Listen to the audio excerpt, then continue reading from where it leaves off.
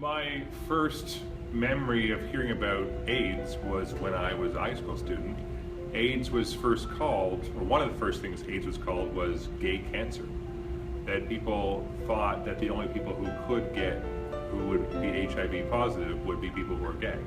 And it took a lot of education to have people realize that straight people could be HIV positive, just like gay people, for example, or people of that greater community.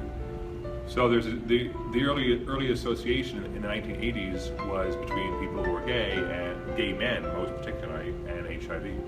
So that still lingers, I think. People think that it's just for gay people or something like that. They don't see it as a battle to be fought across the country.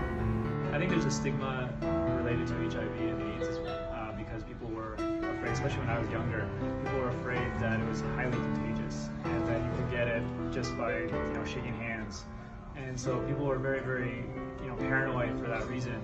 And unfortunately, the cost of that was that many people who contracted the disease died alone.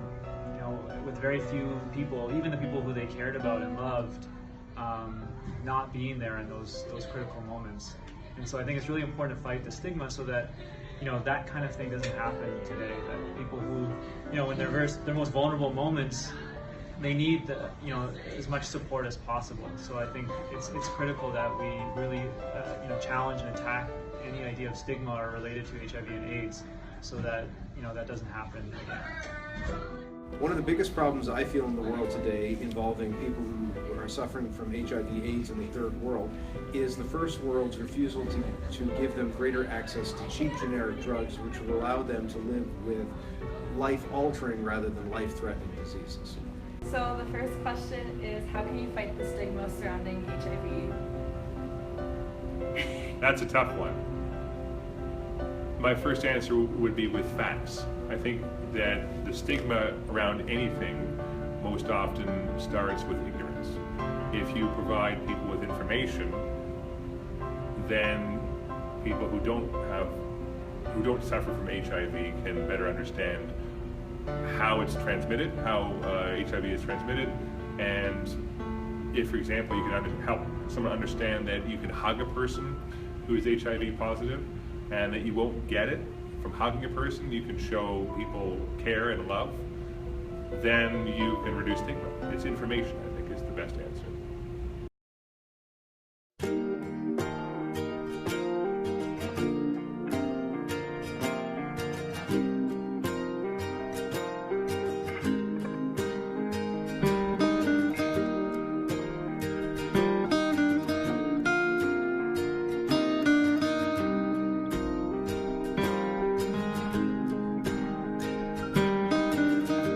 Life is brilliant.